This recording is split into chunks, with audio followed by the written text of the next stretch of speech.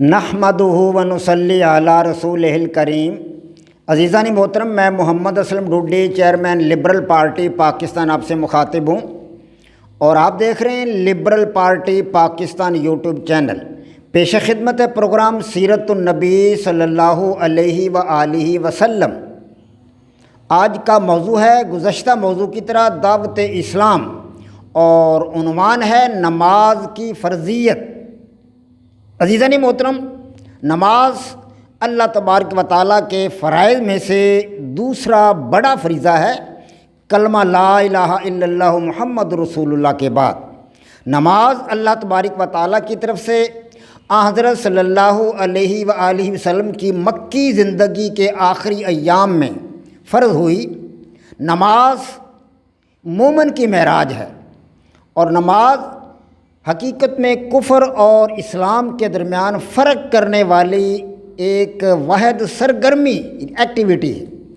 اور یہ اللہ تبارک و تعالیٰ کے ساتھ گفتگو کرنے کا ایک ذریعہ اور طریقہ ہے۔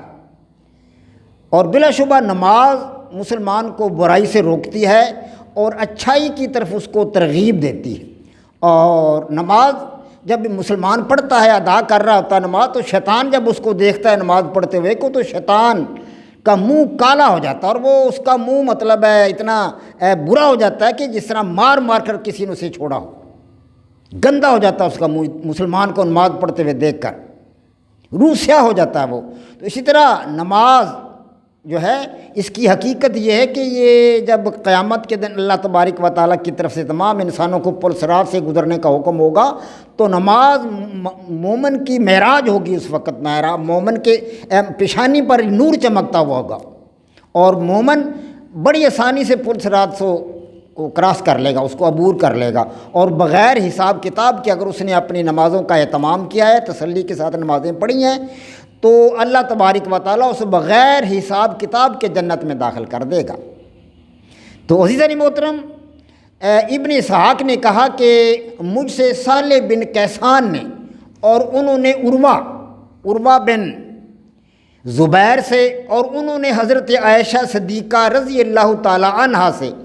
یہ روایت بیان کی ہے کہ رسول اللہ صلی اللہ علیہ وآلہ وسلم پر جب نماز فرض ہوئی تو ہر نماز کی دو رکعتیں فرض ہوئیں۔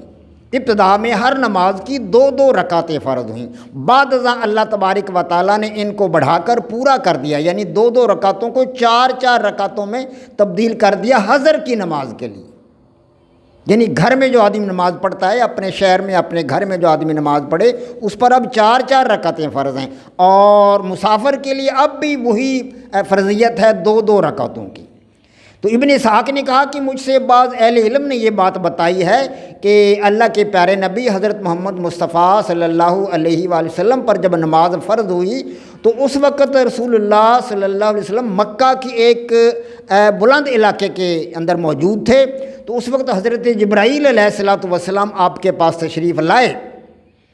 اور حضرت جبرائیل علیہ الصلوۃ والسلام نے زمین پر اپنی ایڑی ماری تو وہاں سے ایک چشمہ ابل پڑا۔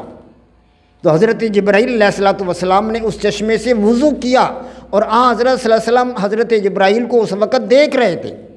تو حضرت جبرائیل علیہ الصلوۃ والسلام نے بھی وضو اسی لیے کیا،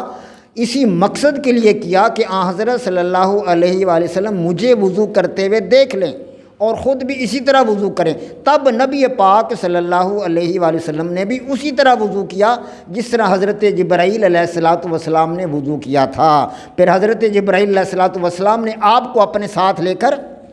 نماز پڑھی۔ تو اس طرح پھر اپنے جبرائیل جو تھے وہ چلے گئے۔ اسی طرح ابن اسحاق نے کہا ہے کہ مجھ سے عتبہ بن مسلم جو بنی تمیم کا ایک غلام تھا، اس نے یہ بات بتائی ہے، اور اس نے نافع بن مطعم بن جبیر سے یہ بیان کیا ہے۔ نافع بن مطعم بن جبیر صحابی رسول ہیں رضی اللہ تعالیٰ عنہ، تو یہ ان کے بیٹے ہیں نافع۔ انہوں نے کہا ہے کہ جب رسول اللہ صلی اللہ علیہ وآلہ وسلم پر نماز فرض کی گئی تو حضرت جبرائیل علیہ الصلوۃ والسلام آپ کے پاس آئے، اور ظہر کی نماز آپ کو انہوں نے پڑھائی اس طریقے سے کہ جب سورج سر سے تھوڑا سا ڈھل چکا تھا، یعنی کہ سمت الراس سے مائل ہو چکا تھا، سورج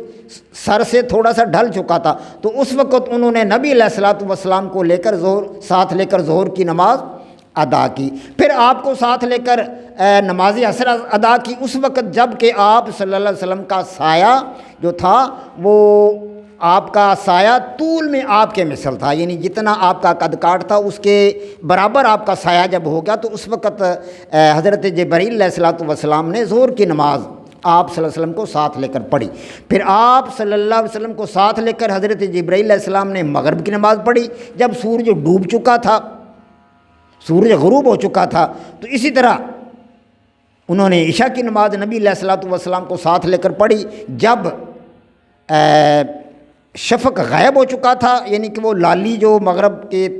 سورج غروب ہوتے وقت مغرب کی سمت میں ہوتی ہے، لالی اسے شفق کہا جاتا ہے۔ تو جب شفق ختم ہو چکا تھا اور رات کا 1/3 حصہ بیت چکا تھا، تو اس وقت نبی علیہ الصلوۃ والسلام کو ساتھ لے کر حضرت جبرائیل نے عشاء کی نماز پڑھی۔ پھر اسی طرح آپ صلی اللہ علیہ وسلم کو لے کر صبح فجر کی نماز اس وقت پڑھی جب فجر طلوع ہو چکی تھی اور روشنی اچھی طرح واضح ہو چکی تھی، لیکن سورج ابھی نہیں نکلا تھا۔ تو اسی طرح دوبارہ اگلے دن پھر حضرت جبرائیل علیہ الصلوۃ والسلام آپ کی خدمت میں حاضر ہوئے اور آپ صلی اللہ علیہ وسلم کو ساتھ لے کر نماز ظہر ادا کی، اس وقت جب سورج سر سے کچھ تھوڑا سا ڈھل چکا تھا۔ اسی طرح عصر کی نماز پڑھی آپ صلی اللہ علیہ وسلم کو ساتھ لے کر جب کہ آپ صلی اللہ علیہ وسلم کا سایہ آپ کے قد کاٹ کے مثل یعنی برابر ہو چکا تھا، اس وقت عصر کی نماز پڑھی۔ پھر مغرب کی نماز پڑھی آپ صلی اللہ علیہ وسلم کو ساتھ لے کر جب سورج غروب ہو چکا تھا، اور اسی طرح دوسرے دن پھر عشاء کی نماز پڑھی جب شفق کی روشنی غائب ہو چکی تھی اور رات کا 1/3 حصہ گزر چکا تھا۔ اسی طرح حضرت جبرائیل علیہ الصلوۃ والسلام نے آپ صلی اللہ علیہ وسلم کو ساتھ لے کر فجر کی نماز پڑھی جب فجر طلوع ہو چکی تھی اور روشنی اچھی طرح واضح ہو چکی تھی اور اپنے جو ہے سورج ابھی تک نہیں نکلا تھا۔ تو اس طرح پانچوں نمازیں پڑھنے کا طریقہ کار حضرت جبرائیل علیہ الصلوۃ والسلام نے اللہ تبارک و تعالیٰ کے حکم سے پیارے نبی حضرت محمد مصطفیٰ صلی اللہ علیہ وآلہ وسلم کو بتایا اور پڑھایا۔ وما علینا الا البلاغ۔ پاک فوج زندہ باد، پاکستان پائندہ باد۔